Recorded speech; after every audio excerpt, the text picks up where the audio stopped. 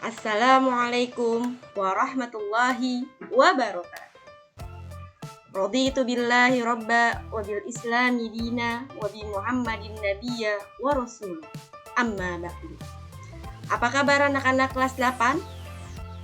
Semoga selalu dalam keadaan sehat dan bersemangat ya. Bertemu kembali dengan Ibu Syifa dalam pembelajaran IPA kelas 8. Kalau di pertemuan yang lalu kita mempelajari tentang materi biologi, tentang sistem gerak pada manusia dan sistem gerak pada tumbuhan. Hari ini kita akan masuk pembelajaran IPA bagian fisika tentang usaha dan daya. Apakah teman-teman pernah mendengar sebelumnya tentang usaha dan daya? Kalau belum tahu, yuk kita bahas satu persatu.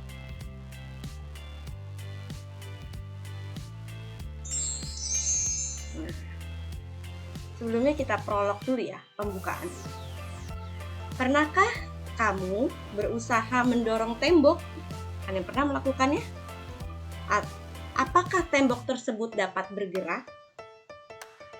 Meskipun kamu lelah dan berkeringat, namun di saat kamu mendorong tembok, dikatakan bahwa kamu tidak melakukan usaha sama sekali, atau usahanya bernilai 0. Mengapa demikian? Coba kita bayangkan ya. Atau teman-teman boleh praktek langsung, silakan berdiri di hadapan tembok, lalu kalian menekan tembok tersebut, kalian mendorong tembok tersebut, kira-kira apa yang terjadi? Apakah tembok tersebut bergerak? Pastinya tembok tersebut tetap diam atau tidak bergerak.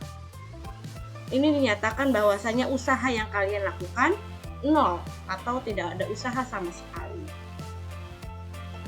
Oke, kita lanjut. Nah, yuk kita bahas tentang usaha itu sendiri.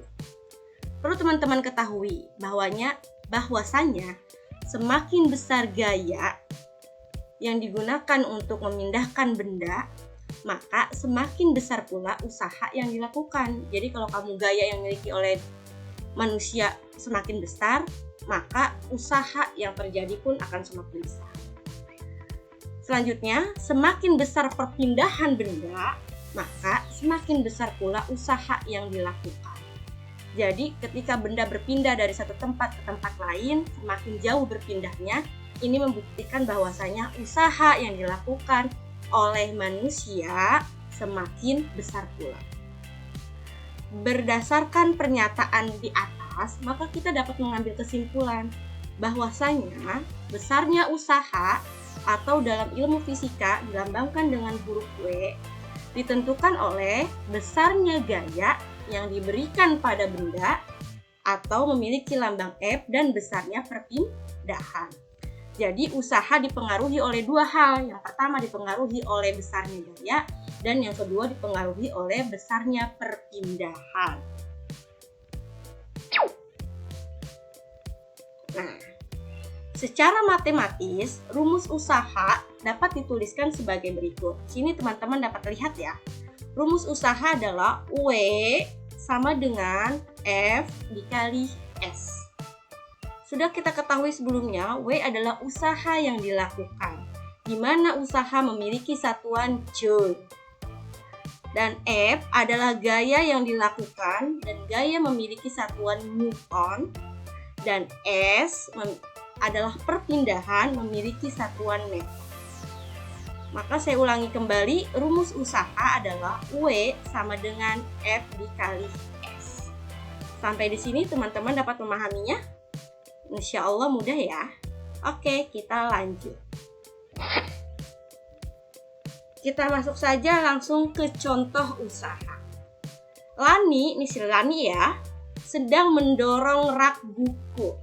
Umpamakan saja ini adalah rak buku dengan gaya sebesar 100 Newton, sehingga rak buku tersebut berpindah sejauh 10 meter. Berapakah besar usaha yang dilakukan oleh Lani? Saya ulangi, Lani mendorong rak buku dengan gaya 100 Newton, sehingga rak buku tersebut berpindah sejauh 10 meter. Maka, berapakah besar usaha yang dilakukan oleh Lani?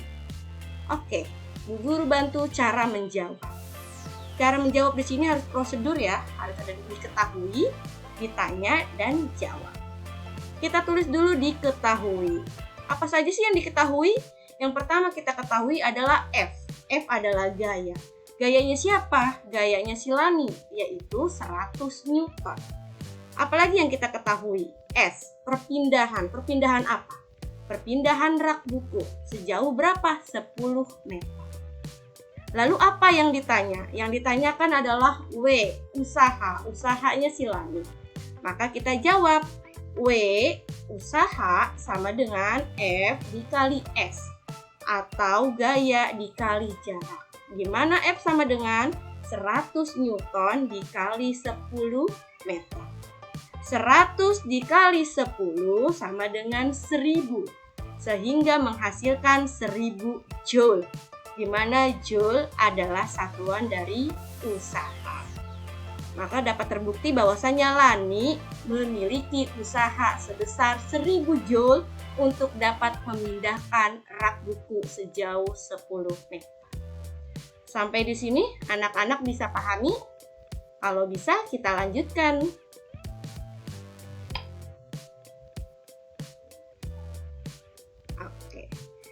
Yang berikutnya adalah daya. Teman-teman pernah dengar istilah sebelumnya daya? Daya itu adalah sebuah energi ya. Daya secara umum adalah besarnya energi yang dipergunakan dalam setiap detik. Dapat ditentukan dengan cara apa? Dengan cara membagi besar usaha atau W dengan selang waktu, atau dikasih lambang huruf T. T-nya di sini harus T kecil ya, tidak boleh T besar. Secara matematis, rumus daya adalah sebagai berikut. Perlu diketahui, lambang daya adalah P. P sama dengan W dibagi T kecil.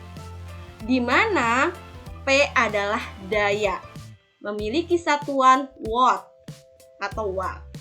Dan W adalah usaha, memiliki satuan joule. Dan T adalah waktu, memiliki satuan S atau sekon. Sehingga saya ulangi lagi bahwasanya daya memiliki rumus P sama dengan W dibagi T. Daya sama dengan usaha dibagi waktu. Bisa dicerna sampai di saat ini? Oke, kita lanjut kembali. Contoh tentang daya. Ini masih lanjutan yang tadi ya, tentang si Lani. Lani memindahkan rak buku dengan usaha sebesar 1000 Joule. Tadi kita sudah dapat usaha dari contoh yang pertama, bahwasanya usaha si Lani adalah 1000 Joule. Dalam waktu 10 sekon atau 10 detik. Maka yang menjadi pertanyaannya adalah, berapakah daya yang dikeluarkan Lani? Berapakah energi yang dikeluarkan oleh si Lani? Saya ulangi ya. Lani memindahkan rak buku dengan usaha 1000 Joule dalam waktu 10 detik. Maka berapakah daya atau energi yang dikeluarkan oleh Lani? Kembali kita mengikuti cara menjawab. Jangan lupa diketahui, ditanya, dan dijawab. Tulis kembali diketahui. Apa yang diketahui? Yang pertama adalah W. Apa itu W? W adalah usaha. Berapa usahanya si Lani? Yaitu 1000 Joule. Apalagi yang diketahui di sini? T. Apa itu T? Waktu yang dikeluarkan untuk memindahkan rak. Berapa lama? 10 detik. Maka yang ditanyakan adalah P atau daya. Berapakah daya yang dikeluarkan oleh Lani? Kita jawab. P sama dengan W per T, yaitu 1000 Joule dibagi 10 sekon atau 10 detik. Berapa 1000 dibagi 10? Tinggal coret 0 di atas 1, coret 0 di atas di bawah 1.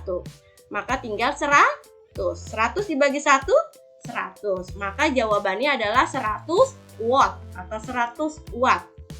maka energi yang dikeluarkan oleh Lani untuk memindahkan rak buku sebesar 100 watt.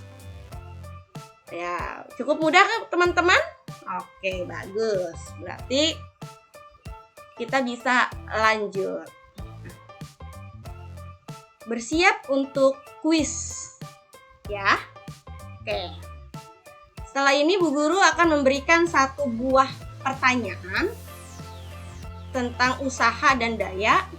Bu Guru akan memberikan poin yang berbeda, di mana 10 orang pertama yang mengumpulkan tugas kuis mendapatkan nilai 100, 10 orang kedua yang mengumpulkan tugas kuis mendapat nilai 95, dan 10 orang ketiga yang mengumpulkan tugas kuis mendapatkan nilai 90. Waktunya selama 60 menit atau selama pembelajaran Bu Guru. Lebih dari 60 menit maka nilainya kurang dari 90. Semoga materi singkat yang Bu Syifa sampaikan dapat teman-teman pahami ya. Jangan lupa nanti soalnya teman-teman kerjakan di buku tulis. Nanti akan ada perintahnya kok di soal yang Bu Guru berikan. Kalau ada yang tidak dipahami, teman-teman boleh bertanya di kolom komentar. Pembelajaran hari ini cukup dulu ya. Bila liko, wassalamualaikum warahmatullahi wabarakatuh.